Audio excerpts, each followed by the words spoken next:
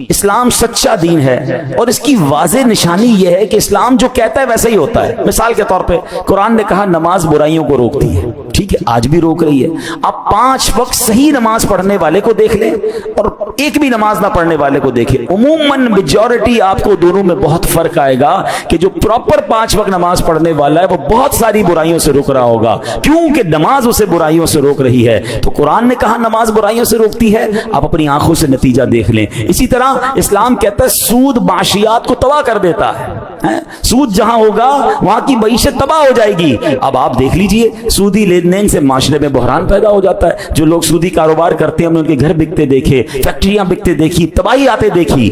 قرآن نے کہا، اسلام نے کہا، نتیجہ ہمارے سامنے ہے۔ جو قرآن کہتا ہے، جو اسلام بتاتا ہے، نتیجہ اپنی آنکھوں سے دیکھ لیں۔ اسی طرح اسلام کہتا ہے تم اللہ پاک کے فرما بردار ہو جاؤ، تمہیں دنیا اور آخرت میں بلندیاں عطا کر دی جائیں گی۔ اب اس کی مثال دیکھ لیں، جو قرون اولا ہے، صحابہ کا دور ہے، تابعین کا دور ہے، ارے سبحان اللہ 10 سال نہیں گزرے تھے مگر وقت کی سپر پاور اس وقت روم اور ایران جو تھے وہ مسلمانوں کے قدموں کے نیچے تھے اور وہاں اسلامی سلطنت قائم ہو گئی۔ کیوں؟ اسلام پر عمل کیا، قرآن پر عمل کیا، اللہ نے عروج عطا فرمایا۔ حضرت عمر بن عبدالعزیز کا صرف 2.5 سال کی حکومت کا دور تھا، بتائیں 2.5 سال میں اتنا بڑا انقلاب کون لا سکتا ہے؟ معیشت وہاں پہنچ چکی تھی کہ لوگ زکوٰۃ لے کر نکلتے تھے، زکوٰۃ لینے والا کوئی نہیں ہوتا تھا، زکوٰۃ دینا چاہتے تھے، زکوٰۃ لینے والا کوئی نہیں ہوتا تھا، ہر طرف معاشی طور پر، اور اس طرح امن و سکون اور کاروبار بڑھ چکا تھا۔ کیا ہوا تھا؟ قرآن پر عمل کیا، سنت پر عمل کیا، شریعت پر عمل کیا۔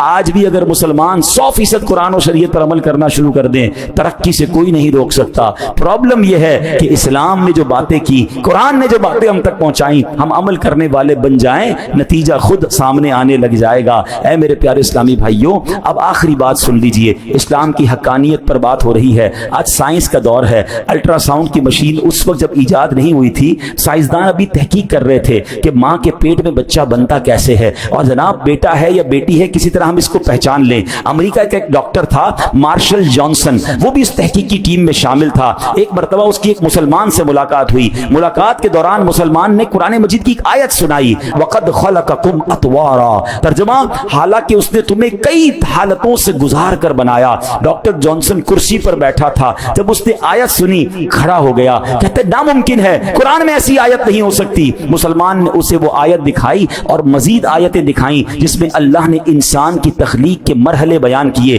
کہ ماں کے پیٹ میں بچہ کس کس طور پہ آگے بڑھتا ہے۔ وہ سنتا گیا اور پھر کہتا ہے یا تو تمہارے نبی محمد صلی اللہ علیہ وسلم کے پاس الٹرا ساؤنڈ کی مشین تھی، وہ پہلے الٹرا ساؤنڈ لگاتے تھے اور پیٹ میں ماں کے یہاں بچہ کیسے بنتا ہے، پھر یہ آیتیں انہوں نے لکھی ہیں۔ اور اگر 1400 سال پہلے تو پاسبل نہیں ہے مشین ہوگی، تو میں اس بات کو مانتا ہوں کہ وہ اللہ کے سچے نبی ہیں۔ قرآن اللہ کی کتاب ہے، یہ کلام اللہ ہے۔ انسان کو تو آج پتا چلا ہے، تمہارا قرآن 1400 سال پہلے بتا رہا ہے کہ بچہ کس طرح ماں کے پیٹ میں بڑھ رہا ہے۔ تو ایسی ایسی دلیلیں ہیں کہ جو جتنا قرآن میں ڈیپ ڈاؤن جاتا ہے، جتنا ریسرچ کرتا ہے، جتنا سمجھتا ہے، اس کے سامنے اللہ کی قدرت کی سبحان اللہ شان ظاہر ہو جاتی ہیں۔ مگر بات یہ ہے کہ دل پاک ہو، دل صاف ہو، یا اللہ نے ہدایت دینی ہو تو اللہ ہدایت دے دیتا ہے۔ اللہ مجھے اور آپ کو قرآن پر، اسلام پر سچا یقین بھی نصیب فرمائے اور اس کی تعلیمات عمل کرنے کی توفیق عطا فرمائے۔